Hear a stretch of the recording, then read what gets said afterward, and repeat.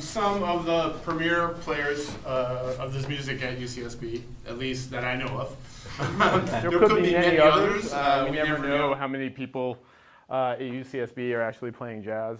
There's just it's kind of an amazing community out there of people coming in, playing instruments.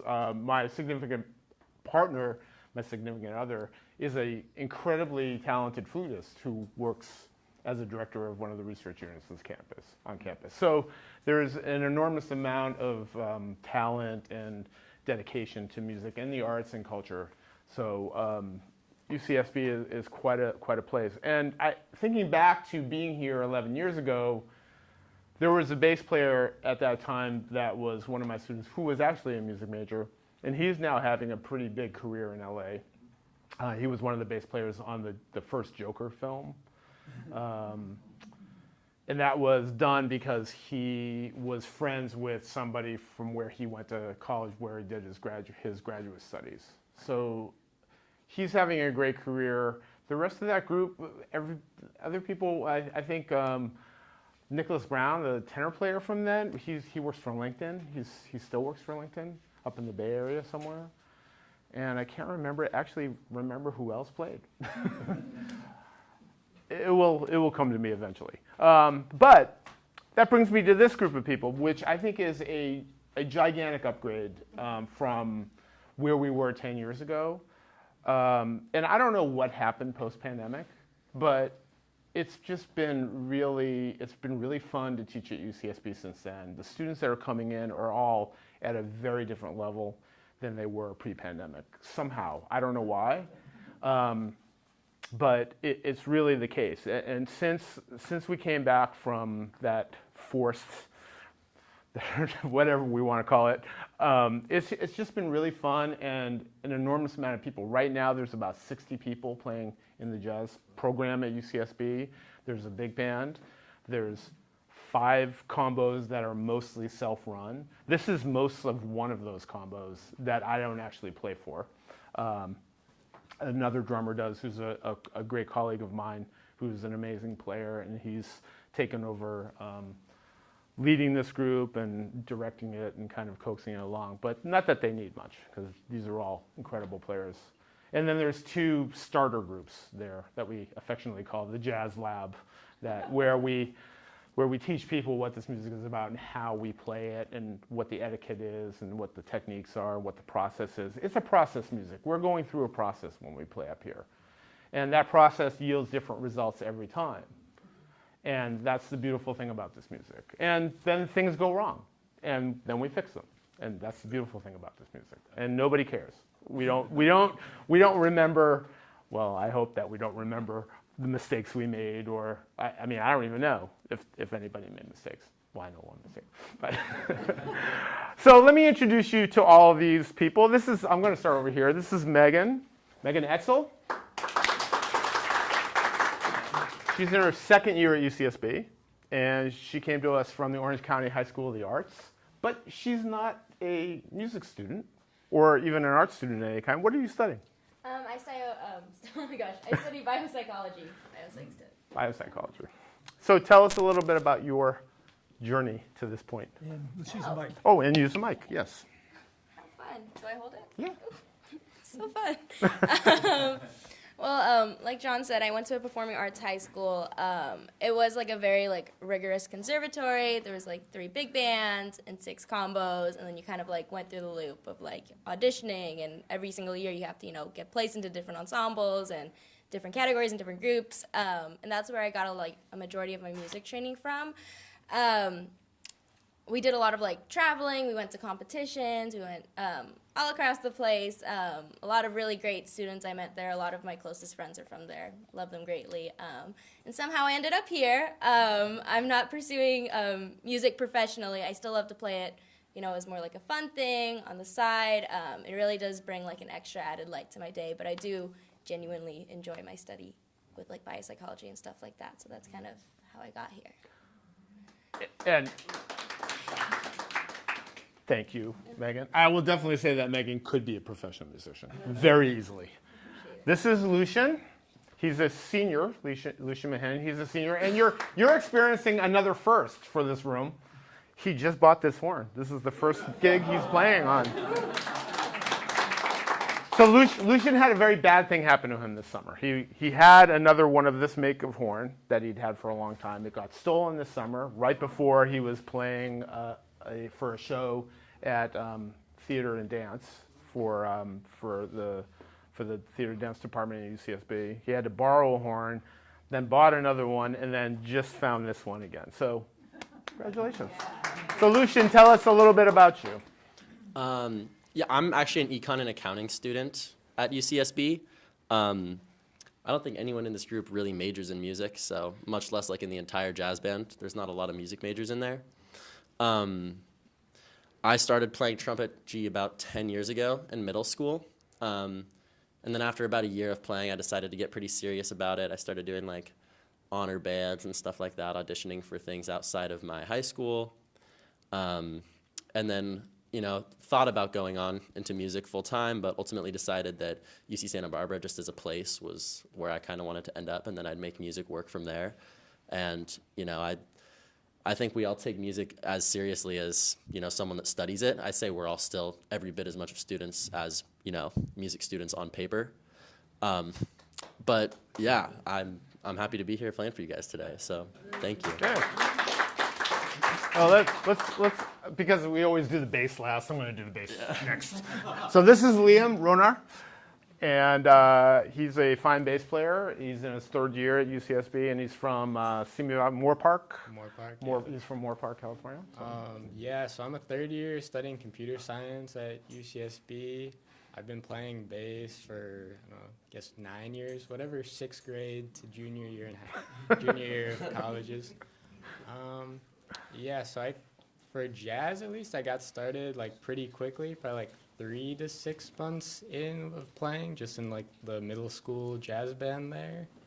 And from there, I studied with a teacher for a while. His name was Shane Harry. He was pretty influential to my development as a player.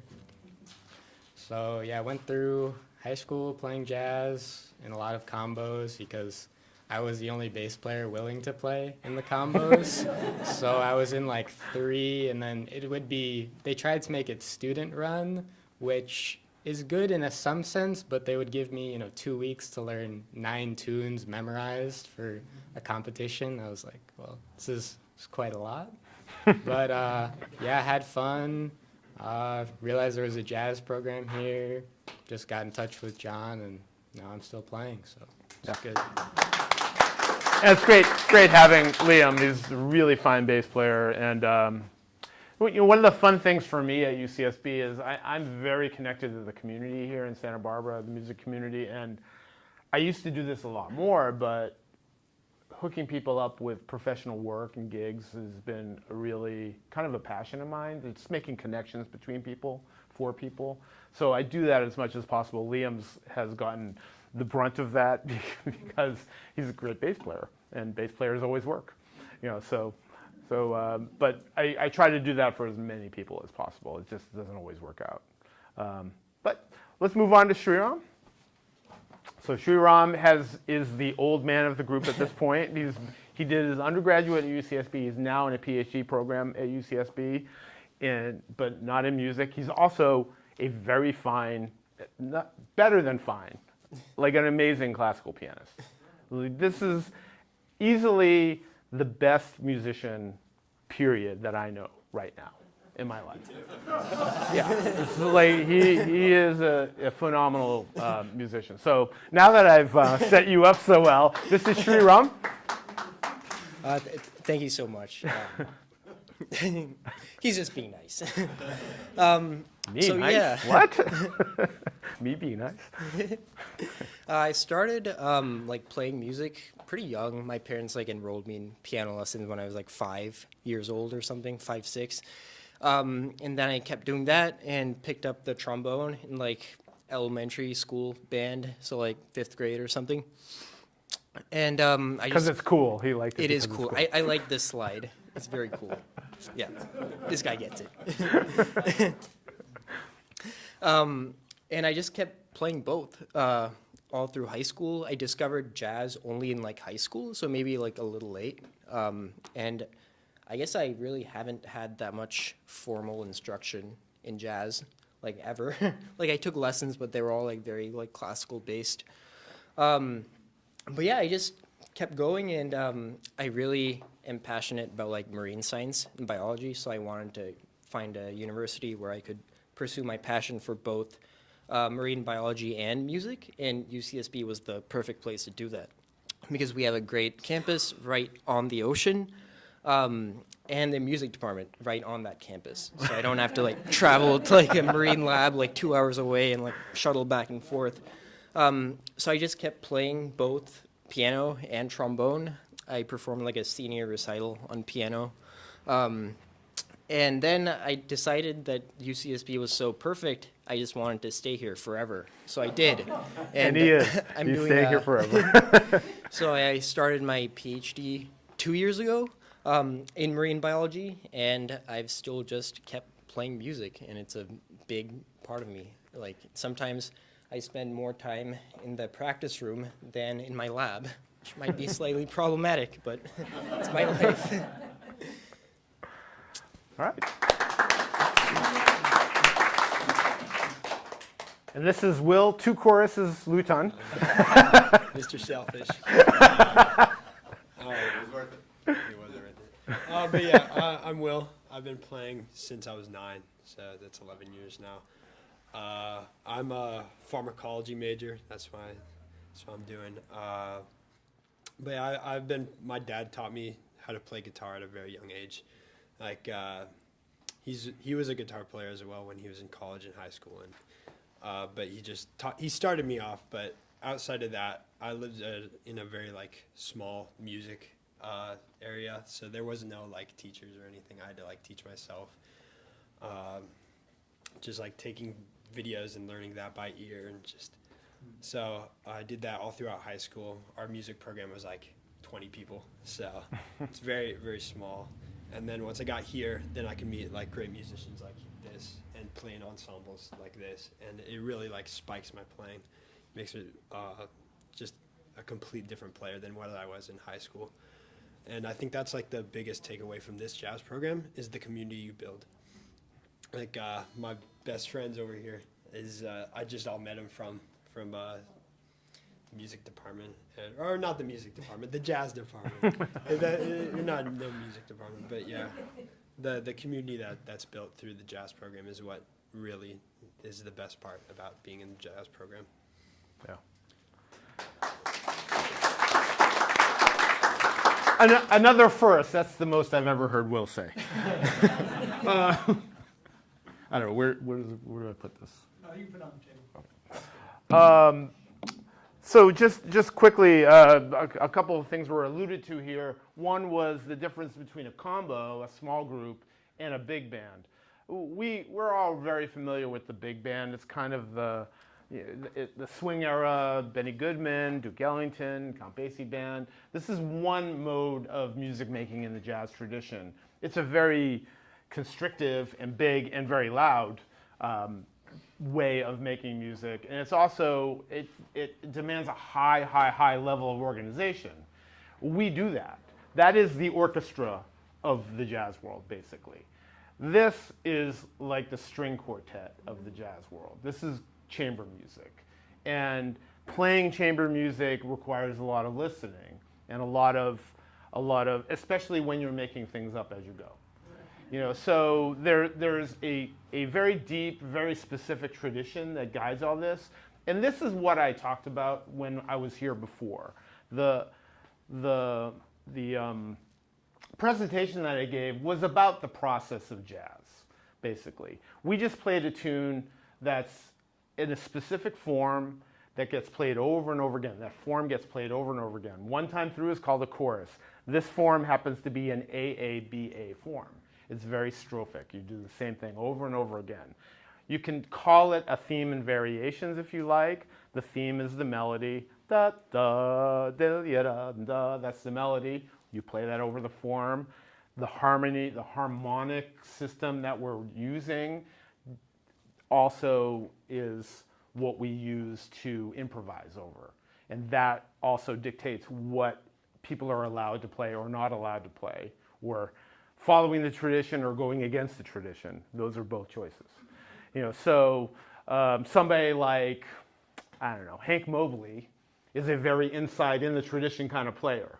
Somebody like Ornette Coleman, not inside that tradition. He wanted to break free from that tradition.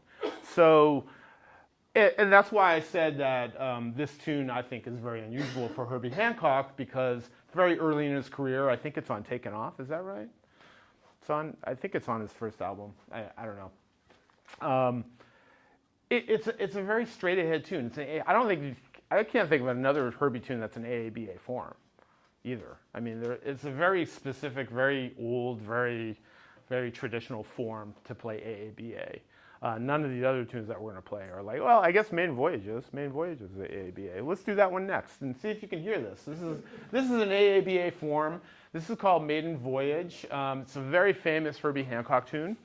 And I'm not intending to make this into a lecture about how we play jazz. We do this, and then we do that, and then we do the next thing. But hopefully you can walk away from here understanding what this music is about, just even a little bit more. I think it helps you to enjoy the music a little more and to predict what might happen or be surprised by something. Expect something. Start to say that the presentation I did 10 years ago actually turned into a class at UCSB. I turned that lecture into an entire class where the premise of the class is that people don't understand this music. And that I hear a lot of people refer to it as popular music, or so free, it's super free, you can do whatever you want. Neither of those things are true. And it's very difficult to understand this music. You took actually four out of the 5 people that you're seeing here have taken the class that I gave, and Sriram was a reader for the class. So you took it too. Everybody took this class.